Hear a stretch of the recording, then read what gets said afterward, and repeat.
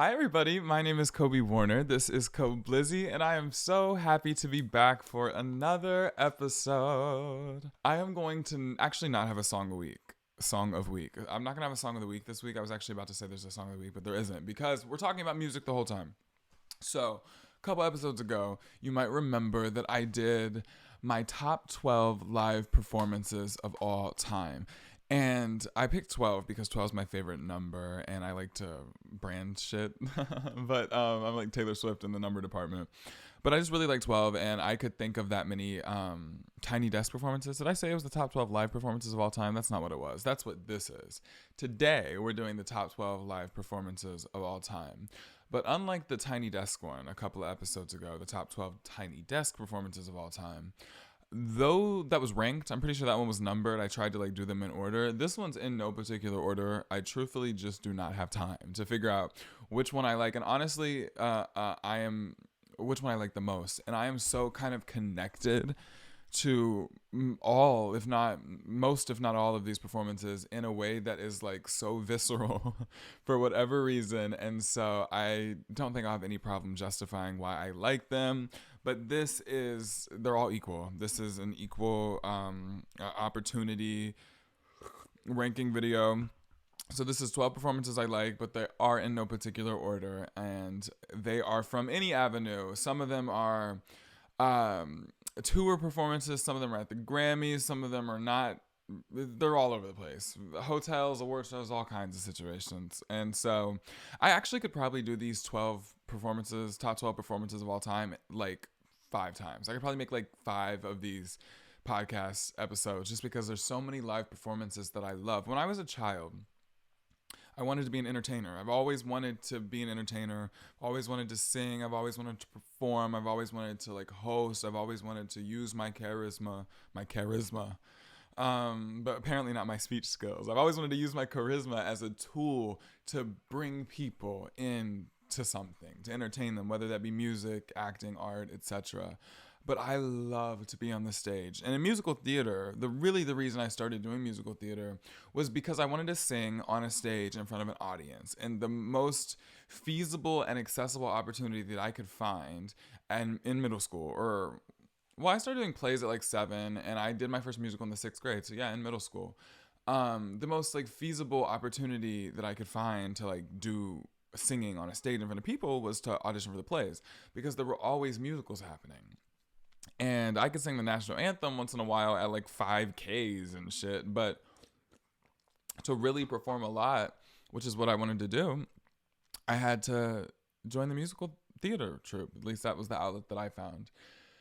And so, why am I talking about musical theater? This is not even about musical theater at all. Oh, I always wanted to be an entertainer. And so, when I was a kid, and even now to this day, I'll watch performances, and there's certain performers, certain performances that I'm inspired by, that I will take certain moments from and emulate in my own way. I just love to watch a performer at work. I love music.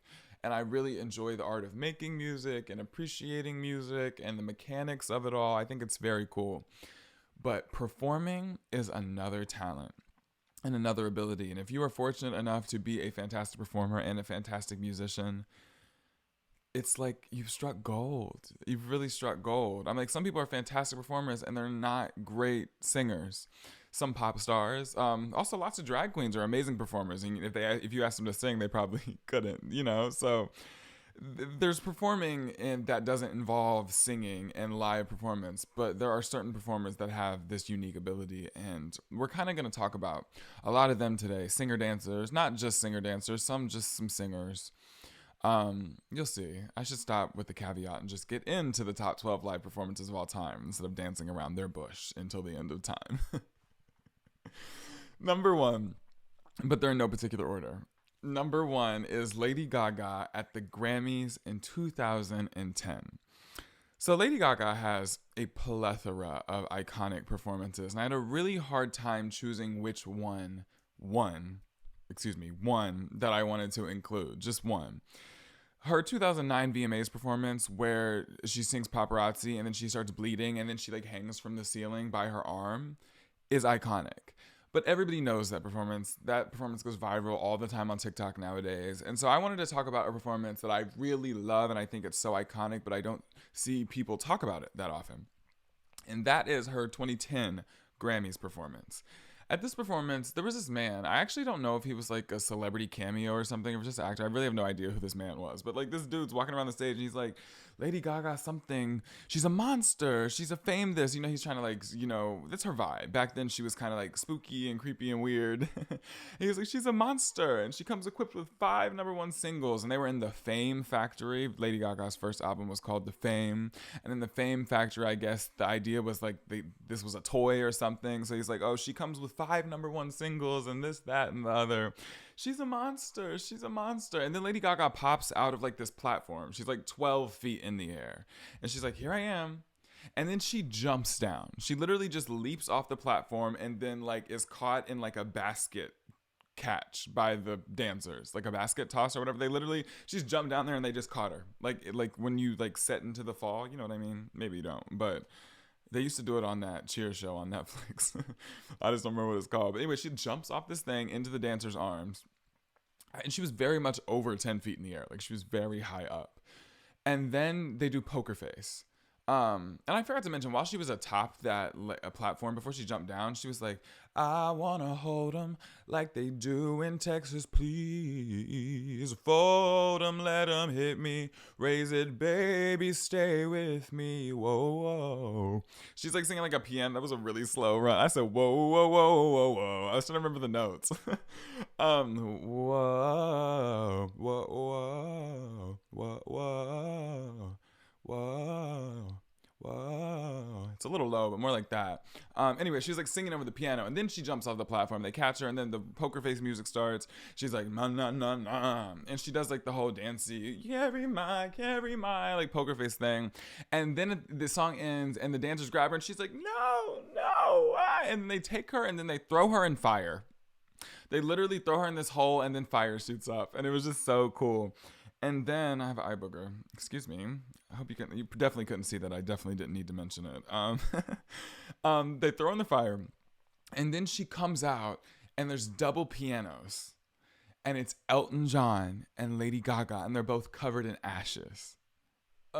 They sing one of my favorite Lady Gaga songs of all time, if not my favorite, Speechless. How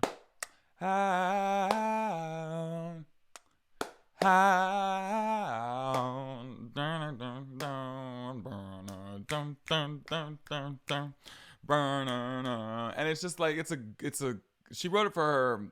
She was inspired to write that song after her dad had open heart surgery, and there's just like a level of passion that I think you can sense throughout it that is truly unparalleled. But anyway, so Elton John, they mash Speechless up with Your Song by Elton John.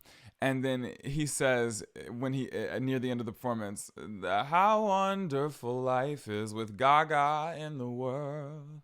And then they transition back to Speechless at the very end, and Lady Gaga goes, thank you, I love you, Sir Elton John. And I just fucking love that performance. Like, it's just so good. And there's this one, and there's a reason, aside from everything that I've just mentioned that is so fabulous about the performance, the reason I love it so much is because when her and Elton John and those double pianos roll out and they're covered in ashes after she was thrown in the fire, she goes, take my picture, Hollywood. I want to be a star. And it was like after her first album, she was brand new. And she'd obviously made a huge impact, 5 #1 singles on one album. But she's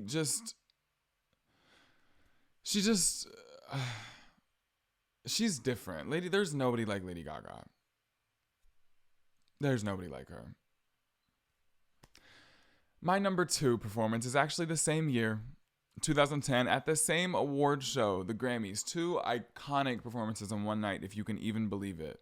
Beyoncé doing If I Were Have a Boy, mashed up with You Oughta Know. She did You Oughta Know, and If I Were a Boy. And I'm pretty sure it was 2010. I'm double checking just to make sure it truly was the same year, because it's really insane that these iconic performances happened at the same time. That's the year Taylor Swift won Album of the Year. Like, everything about the Grammys this year was insanely iconic. Beyonce. Yeah, wow. That year was insane. It was 2010.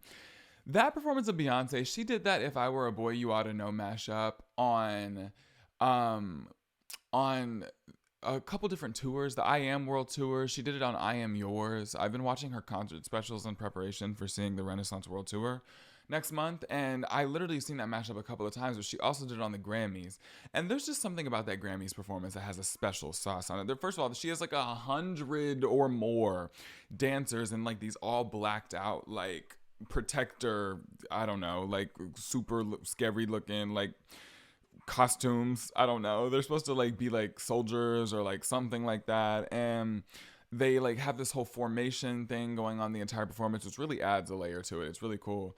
But also like there's this moment where Beyonce's like running down the stairs and she kind of trips and she catches herself. And I've seen the performance so many times that I just watch her trip. I'm like, everything about that performance is special to me. After she does You Ought to Know, she gets on her knees and she like and like flips her hair all over the place. I mean, Beyonce is just too much. When I was talking about those people that can sing and dance and just do it down, Beyonce is number one for me right now, like living. Michael Jackson's obviously a legend. Lady Gaga is a fantastic live performer too, and the mic is always on. But Beyonce, man, Beyonce is insanity. So that's my number 2 performance. I'm gonna try not to spend 25 years on each one of them like I did the first one. So I just love Beyonce, and I actually have another performance of hers on here that I'm going to talk a little bit more about, and she's the only performer on this list that has 2 performances because it's Beyonce, man. Like, you can't not talk about her twice. I always say I can't not mention Beyonce, and it's the truth.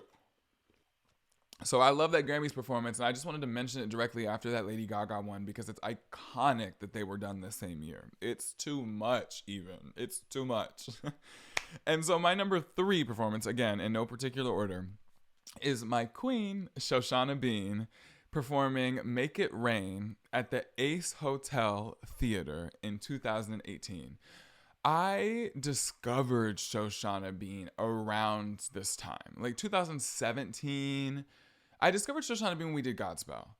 And when we did Godspell, I found her version of Bless the Lord, which is crazy because now one of my best friend's mothers, one of my now best friend's mothers was in that off-Broadway production of Godspell with Shoshana Bean, which is like, doesn't even make sense. But that very production, that off-Broadway production of Godspell that Shoshana Bean did, that I discovered in around 2017 when we were doing Godspell at my high school and I was playing Jesus, oh my God, that bore an obsession inside of me that I cannot articulate. After that video, I found her cover of Ain't No Way. She was singing, it was a video, and I know she has a cover of it on her album Superhero, but there was a video on YouTube that I saw first. And it was just, oh my God, it's just too much. Shoshana Bean's crazy, but that's not what we're talking about. We're not talking about any of those performances. We're talking about Shoshana Bean at the Ace Hotel in 2018. She performed Make It Rain. So after I got on the Shoshana Bean train in 2017, she put out another album, a jazz vocal album called Spectrum in 2018. Make It Rain is a song that was previously done by Ed Sheeran, but he didn't write it either. It was previously done by this other European act. And Shoshana Bean took this song and made it into like this big band orchestra. Like, oh, I mean, of all the songs Shoshana Bean has ever sang, that performance of Make It Rain, I remember somebody mentioned it to her in a video or maybe in a Q&A or something somewhere. I remember hearing her say somewhere, I think it was on a masterclass. One time I did one of her Zoom masterclasses and somebody brought up this performance and she said that was a moment where she had just completely separated from her body and she was on autopilot and she was just hunkering down and giving it, and her voice and her spirit and her ability just knew what to do. And when I heard her say that about that performance, and then I watched it back after having been obsessed with it up until then anyway, I saw it. And I was like, you see that. There's something about that performance. She has no inhibitions. She is standing flat foot on that goddamn stage. And oh my God, y'all. Oh my God. Just like I made a playlist of the top 12 live performances the top 12 Tiny Desk performances of all time, my ranking, and I linked it in my link tree, KOBLIZZY.com. I will also make a YouTube playlist for this one, the top 12 live performances of all time. As long with the Tiny Desk one, I'll make two separate playlists, and they'll be linked to my link tree. The Tiny Desk one already is, but this one will be too when this episode goes up. Promise. I just love Shoshana Bean, and she has a lot of iconic performances to me, but that one is built different. Shoshana is ridiculous. And I've seen her live 2 times now, and I will take every other opportunity that I get. I love to hear her sing. I love Shoshana Bean. So my next performance is Beyonce's second inclusion on this list. I didn't know what word to use. Her second mention? I don't know. Her second nod on this list, Beyonce. This is one of her most iconic performances of all time to me. It came down to picking in between that Grammys performance in 2000. When was she pregnant with the twins? 2018. Or 2017 when she did Love Drought and she leaned back in the chair. I think it was 2000. It was 2017, I think. Yeah, it was the Lemonade Grammys. Oh God, when she lost. But that one was to Adele, so I guess it was okay. I was more annoyed about when the self-titled album lost to Beck in 2014, but that's another story. Or 2015? I don't remember what year that one was, but she lost to Beck. That was annoying. But this 2017 Grammys, I don't know why I'm talking about that performance. I didn't pick it. I was saying I was picking between it or the one that I did pick. And the one that I did pick was Beyonce's VMA Medley 2016. It was also kind of hard not to mention her Super Bowl performance because her Super Bowl performance is also iconic, both of them, especially the first one. And well, actually, they're both really iconic, but the first one's obviously just her and the Destiny's Child girls, and it's amazing. The second one with Coldplay featuring Bruno Mars featuring Beyonce was amazing, and iconic for the formation of it all. But this 2016 VMAs performance was a medley, and it's ridiculous, y'all. I just said I'd make you a YouTube playlist. I will, but this performance ain't gonna be on it. Because the only place that I can find this performance is on Facebook.com. For some reason, Beyonce had them take this performance off of YouTube. And so the only place the full video still is on Facebook. The full video is in full, posted on MTV's Facebook. And so that's how I've been watching that VMAs performance, rewatching it, ever since it came out. Like literally for years. Ever since Beyonce took it down off of YouTube. Because I'm like, why am I having to watch this? It's on Facebook, but I mean that with with that being said, I literally have it bookmarked. Literally, Beyonce VMA 2016. It's the number 1 bookmark in my phone. August 28, 2016. There are no words for Beyonce's killer VMAs performance, and this is the only video of this performance. But I can't put that in the YouTube playlist, obviously. But she did various formation hits. It's when that iconic performance when she did Don't Hurt Yourself and she hit the camera with the baseball bat. She did Hold Up. She did Formation. She opened with Pray You Catch Me. It was a whole Lemonade medley. And there was tons of costume changes. There was also this really insane choreography with the dancers, like during Pray You Catch Me.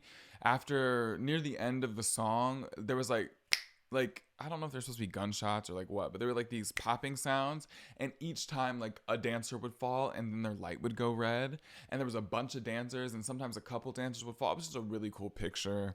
So there's a lot of reasons I love that performance. I mean, there's also this one time that this random girl from the audience who's probably very drunk tried to like step on the stage at Beyonce and the security guard pulled her back. I mean, it's just iconic.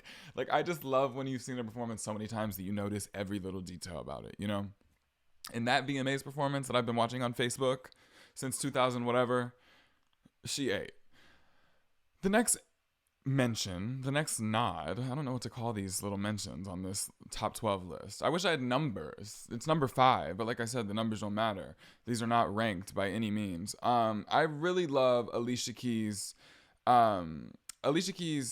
I do really love Alicia Keys, period. That is a complete sentence. But also, Alicia Keys hosted the Grammys in 2020. I think she hosted them the year before, or maybe, I don't remember if the first year that she hosted when was Kobe died or not. I don't remember which, she hosted the Grammys twice, I think, and I don't remember which Grammys this was. I think it was the first one.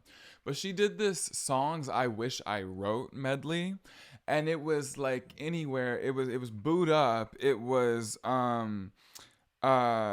Kiki, do you love me? Are you riding? Like, she was singing like all the hits of the time, and she was playing two pianos at the same time.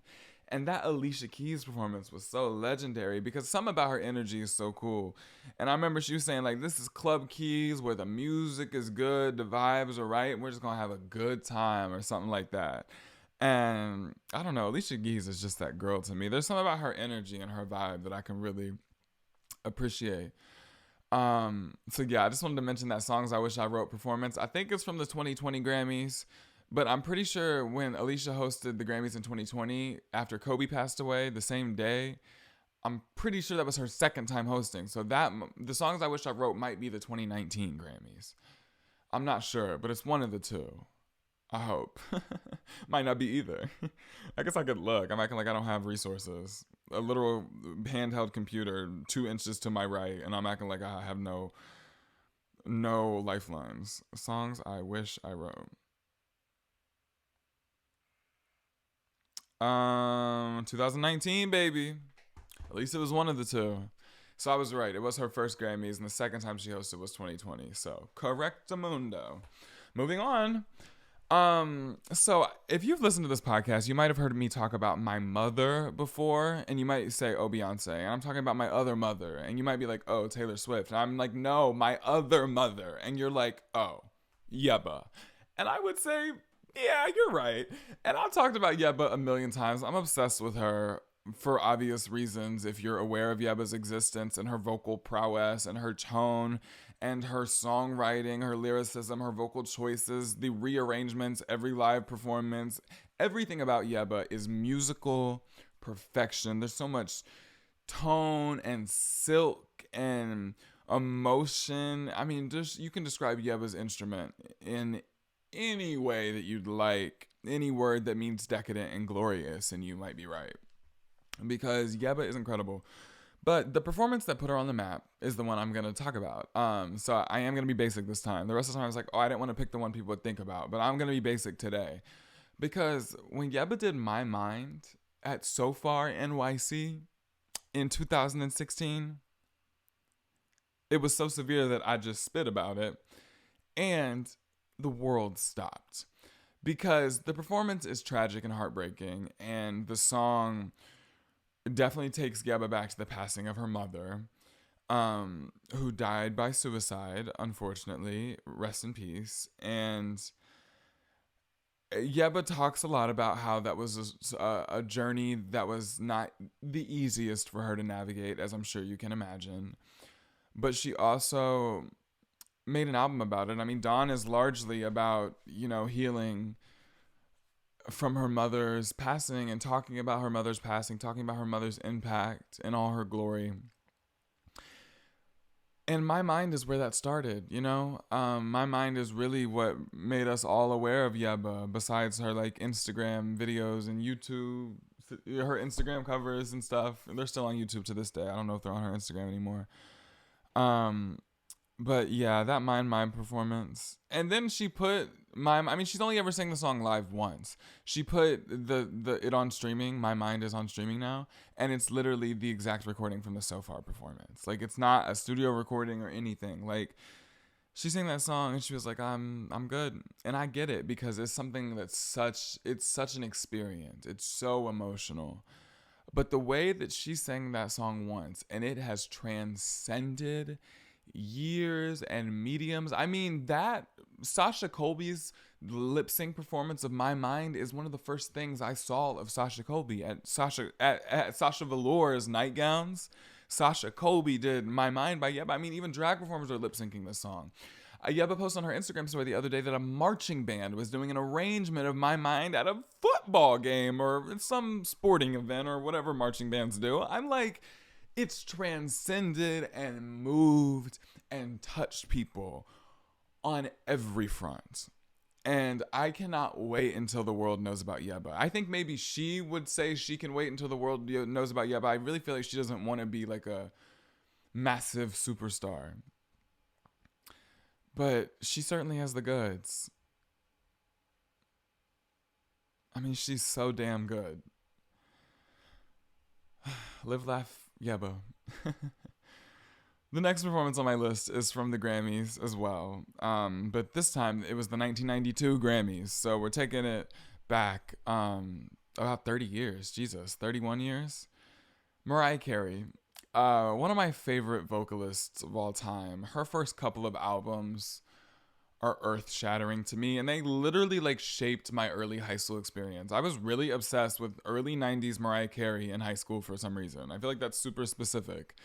But If It's Over is one of my favorite songs that one of my favorite songs she's ever put out. One of my favorite songs she's ever sung, and she wrote it with Carole King, which is another artist whom I love quite a lot. And I've definitely damn near burned a hole in my Tapestry CD. So I'm like, Carole King's songwriting is definitely something I can get behind. And I think it's so cool that this song, one of my favorite Mariah Carey songs of all time, was co-written with Carole King. If It's Over. She performed it at the 1992 Grammys. And it's funny because there's Illuminati lore about this performance because her background singers were standing in like a triangle formation within like a triangle shape in the performance. I'm telling you, these performances are so iconic for not just performing reasons, also for the speculation around them, the controversy they might have caused.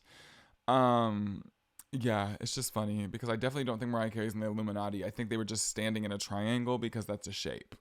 You know, like we know what triangles. I just don't understand what happened. When did triangles suddenly become the Illuminati? Anytime there was a triangle, Illuminati, Beyonce and Jay-Z been doing this, or Jay-Z been doing this for years, and then he starts doing that, and they're like, oh, Illuminati. And it's like Jay-Z has been making that diamond with his hand, like been doing it. Yeah, I don't know why I'm talking about the Illuminati now. But anyway, Mariah Carey just sings her face off in that performance. The mic is on. She hits a whistle note live. And it's funny, you can actually barely hear the whistle note because it's just like, it's live. It's being consumed by the singers and the band and the audience. It's just, and the audio's, 1992 style. So, but that performance is iconic. I love Mariah Carey and I love If It's Over. Like I said, one of my favorite songs from her album, Emotions. That's from the Emotions album. And then her Mariah Carey self-titled album has a song called Vanishing on it. And I actually was going to pick a live performance of Vanishing for Mariah Carey's place on this list. But it wasn't even a live performance, really. I mean, it was, but it was a sound check. It was her SNL sound check. She did Vanishing on SNL in like 1990. And she was like, looking out into the distance. And then she turned to the background singer. She's like, somebody's singing the wrong note. So one of her background singers is singing the wrong note. So that's hilarious. And it's in the SNL rehearsal. And then she just hits a seamless chest voice to whistle tone transition in the SNL TV rehearsal. It was just in the sound check. I was like, this is insane. She was setting down for most of the performance and just singing her face off. So that performance is iconic too. But I had to pick If It's Over because it was like actually live and at the Grammys. And the other one was just a sound check. But that sound check's iconic, okay? The next performance on my list is Miley Cyrus's cover of Heart of Glass at the iHeart 2020 festival situation, whatever that iHeart thing was called. And she did Who Owns My Heart? Is it love or is it art? Which is one of her songs from one of her older albums. And then she also did Midnight Sky, right? Because that was the Plastic Hearts era. And then she did a cover of Heart of Glass, which ended up going viral. And she ended up having to put it on streaming because it was so damn popular. And it ended up getting so many streams that she ended up including it in her album, Plastic Hearts. Because why would you not want to include a very popular song that you just put out? Even if it is a cover in your album. And so I just don't know. Like, I feel like the world stopped when Miley Cyrus put out that cover of Heart of Glass. I remember it was like it was yesterday. And I guess it's because it was only 3 years ago. But that was iconic to me. Take a shot every time I say iconic. You will be literally blackout drunk having to go to the hospital and getting your stomach pumped after I finish this episode. I said iconic so many times, but honestly, I don't think one time it's been an understatement. I've been talking about Lady Gaga, Beyonce, Shoshana Bean, Beyonce, Alicia Keys, Yebba, Mariah Carey, and Miley Cyrus thus far. Who's not iconic? Moving on. Once had a love and it was a gas. And that Mugler bodysuit she was wearing, that's before everybody had already worn that Mugler bodysuit. Like, since then, everybody's worn that bodysuit. But back in 2020, when Miley Cyrus was doing it, it wasn't overdone yet. and she looked good as hell. And oh my God, her mullet is literally what inspired me to cut my hair into a mullet. Um, like obviously she has straight blonde hair and I have curly black hair, but I loved her mullet so much, and I was like, oh, I want a mullet so bad. And then I saw somebody on TikTok with a curly mullet, and I was like, oh, I can do it. And so it was like half TikTok inspiration, half Miley Cyrus. But hers is growing out a lot quicker than mine is, I will say. Because I got mine cut like around the same, well, I guess I got mine the year after she had hers. And she kind of started growing out her mullet like damn near immediately. Like really fast, like 2022. And I remember she had the mullet like, I guess it was 2020. I'm just sitting here with just saying nothing, just not shit. So moving on to the next performance. I don't even know what number we're on. Like I said, they don't matter. But 1, 2, 3, 4, 5, 6, 7, 8, 9. Performance number 9 is Chloe and Halle. I love Chloe and Halle. And their Ungodly Hour record that came out in 2020 on my 18th birthday is legendary to me. I didn't say iconic that time. I said legendary. And they really gave a lot of really fantastic performances throughout that era. Like lots of, it's 11/11. Oh my God, I just picked up my phone and it just so happened to be 11/11. I love it. Make a wish. Make a wish. Good things. Positive, happy things. Anyway, Don't Make It Harder on Me is the performance that I've picked. And I actually picked this very specific version of it. They did a Honda stage performance through Billboard in 2020 of Don't Make It Harder on Me. And there's something about the specific choreography that they're doing. That's my favorite song on that record, I think. Probably Don't Make It Harder on Me or Ungodly Hour or Do It from Ungodly Hour, the album, are my favorite 3 songs. Right? So the title track, Don't Make It Harder on Me, Do It are probably my favorite 3. But this performance of Don't Make It Harder on Me, it's just too good. The costumes were amazing. Their coordination was amazing. They looked beautiful. And they really did not let the pandemic interfere. They did not let the pandemic's restrictions interfere with the quality live performances that they were delivering. Because even though they didn't have an audience and even though they were performing in a tennis court half the time, it wasn't bland. It didn't feel impersonal. They were giving it to those cameras and those lights. They were giving it. Chloe and Halle, I'm looking for them to reunite. Like, I don't know when they're going to put out their next Chloe and Halle album, but I want them to step to it.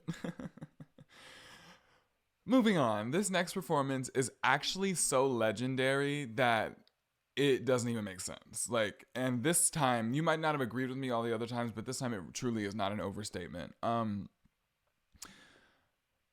Franklin, at the 2016 Kennedy Center Honors, where Carole King was being honored, Carole King's second mention this episode, she co-wrote If It's Over with Mariah Carey, and in 2016 she was being honored by the Kennedy Center.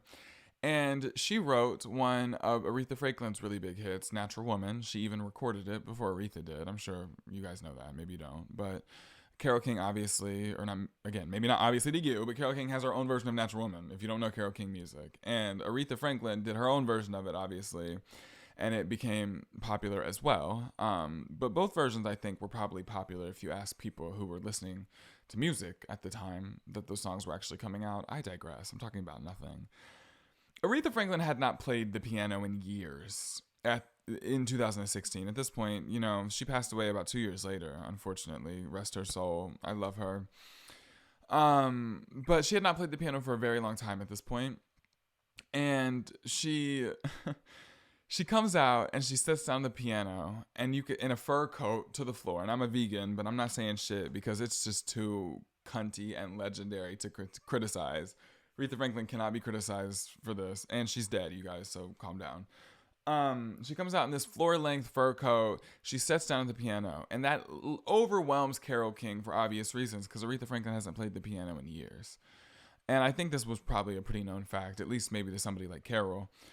And then, ba-na-na-na, I'm looking out on the morning rain. Aretha starts singing and I used to feel, and she sounded so amazing. There was like a certain rasp that her voice, I mean, she always had a rasp to her voice, but there was a certain raspy quality that her voice gained in her older years that, I mean, she really sounded incredible, this performance. I mean, she just sounded amazing. And then she stands up at the piano and she starts, you know, walking to the front of the stage singing, and then she takes her coat off and she's like, ah, yeah, yeah, yeah, yeah. She really just gave a show that night.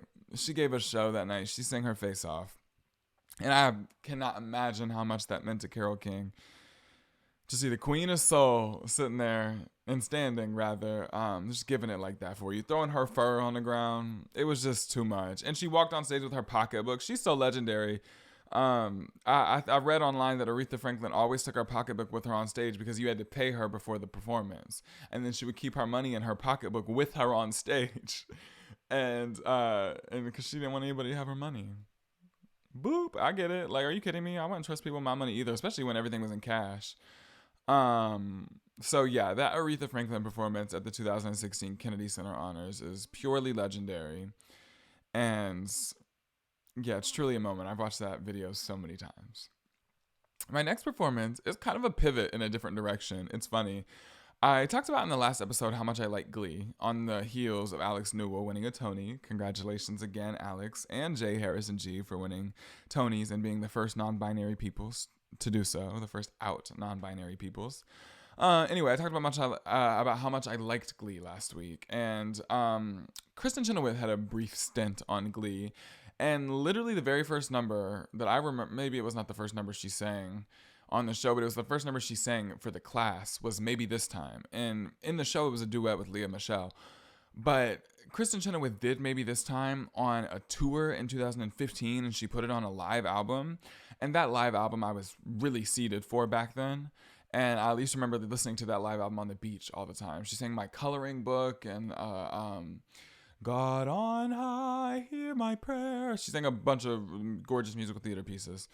And Maybe This Time was one of them. And it was just her, obviously, in this live tour, not her and Lea like it was on Glee. And she also posted a music video for it on YouTube. And so ever since 2015, when she posted that music video, I mean, I was literally in 8th grade, and I remember watching this video in 8th grade on the beach. Like, me and my mom and my dad had a beach day, and we ate lunch, and I was laying on the beach listening to Kristen Chenoweth in my headphones. I remember it like it was yesterday, except it wasn't yesterday. It was 8 years ago. And there's just something about Maybe This Time coming out of Kristen's, I mean, there's, all the odds are they're in my favor. I like the way she sings it. And she also always gives a win high note at the end. That note wasn't that high. Her note was probably 2 octaves higher than that. But she always gives you a nice little, like, head voicey, like, opera moment. I really appreciate that. So I really love that performance of Kristen Chenoweth. And I just wanted to include a musical theater song. I was like, damn, I've been in musical theater for a decade of my life. And I feel like I don't talk about musical theater on this podcast very often. I just feel like I don't have much of a relationship with it anymore. But that performance is iconic, chic, slay. And that was a Lady Gaga reference. And Art Pop is one of her better albums. Art Pop Supremacy. So that was number 11. Kristen Chenoweth was Maybe This Time. And the 12th and final performance in the top 12 live performances of all time, KOBLIZZY official list, that is also in no particular order, really long title, is a performance that's also from 2015, actually, the same year as that Kristen Chenoweth performance. And it actually kind of relates to Kristen Chenoweth. You know how that girl on TikTok will be like, she'll use one of the filters that brings up all the random celebrities, and she'll be like, let me see how I can relate all these people together. I don't know if you guys have seen her on your For You page, but I'm about to do that right now with Kristen Chenoweth. So Kristen Chenoweth is a musical theater performer. In this video that I just talked about, she was singing a song called Cabaret. She also was in a Broadway musical called Wicked, and she originated the role of Glinda. And Ariana Grande is going to be playing Glinda in the upcoming Wicked movie. And Ariana Grande also happens to be in the legendary number 12 performance on the KOBLIZZY official top 12 live performances of all time list, featuring Miley Cyrus and Ariana Grande performing a cover of Don't Dream It's Over for, I think it was like Miley Cyrus's charity thing, the Happy Hippie Foundation. Charity thing sounded crazy. I meant Happy Hippie Foundation. And they were sitting on like a blow up couch, and they were both wearing onesies, and they were just really singing down in the backyard of whoever's house. Hey now, don't dream it's over. And then I love it because after there's like a little instrumental break, and then Miley was like talking to Ariana and kind of flirting with her, and she made Ariana miss her entrance after the instrumental break. She was like, oh, ha, ha, ha, sorry, I was flirting. And Ariana's like, ha, ha, ha. And I just really like that video because I watched it years ago and I've been watching it over and over again. It's kind of like a comfort thing for me. There are certain people, like, honestly, just about everybody on this list. Lady Gaga, who I've liked since age 10, 9, 10. Earlier than that, second grade is when I watched that 7. Jesus Christ, like really early, 8 maybe. Beyonce, I've liked since 2011. I would have been 9. Shoshana Bean, I've liked since high school. Alicia Keys, I remember the legendary live Alicia Keys album that my dad used to play in the car all the time that featured Unbreakable and lots of other songs, Fallen. Alicia Keys has been with me since childhood. Yebba is a newer discovery. She was a high school discovery, but it was still like freshman year, and that's a long time ago for me now. Mariah Carey, I loved early high school. Chloe and Halle, I've loved since I used to watch their videos on YouTube in the early 2010s. Aretha Franklin was a household name for me. Kristen Chenoweth is a musical theater legend who's in one of my favorite Broadway musicals of all time, Wicked, and on the original Broadway cast. And Miley and Ariana I said Beyonce was the only person on this list twice, and it's not true. Miley's on here twice too, Heart of Glass and Don't Dream It's Over, but doesn't matter. I was just saying that there's a certain nostalgia to this performance of Don't Dream It's Over. And my female pop star faves, like Taylor Swift, like Ariana Grande, like Miley Cyrus, like Beyonce, like, there's 5. I didn't say all of them. Miley Cyrus, Lady Gaga, Taylor Swift, Beyonce, and Ariana Grande. That's the 5. Because I started watching Ariana on Nick. I started watching Miley and Hannah Montana. Was my favorite show in my childhood. Lady Gaga was with me from the same time. Taylor Swift was with me from the same time. Beyonce was with me from the same time. Those female pop icon legend divas really mean a lot to me because I've always been so inspired by their performance art, and I've always felt so close to it. And even when I didn't feel comfortable admitting that, it was the truth. And femininity is something that has inspired me for a very long time, and I appreciate, if you'll notice, all the people on this list are women, and it's not on purpose, but it's also not an accident, you know. I just really love female performers, and so yeah, that is my top 12 live performances of all time, the KOBLIZZY official list in no particular order. Working title. I hope you enjoyed it. I appreciate that you've joined me and that you've stayed this far. And the link to the top 12 live performances of all time, as well as the link to the already made top 12 Tiny Desk performances of all time, will both be linked in my link tree on KOBLIZZY.com.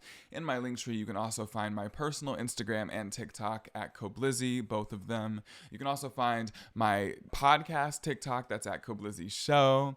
And you can look at my modeling portfolio. You could read the Voyage ATL write-up about me that came out recently. You could listen to any of my 4 singles. You could listen to my EP. You could listen to the first 39 episodes of this podcast. You could listen to my personally curated playlists that are also linked in KOBLIZZY.com.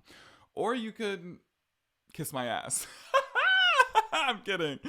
I love you guys so much for listening. Please like this video if you liked it and you're watching on YouTube. Please leave some stars if you're listening or watching on Spotify. Please leave a rating if you're listening or watching anywhere else. And I will see you next time. This was a pleasure.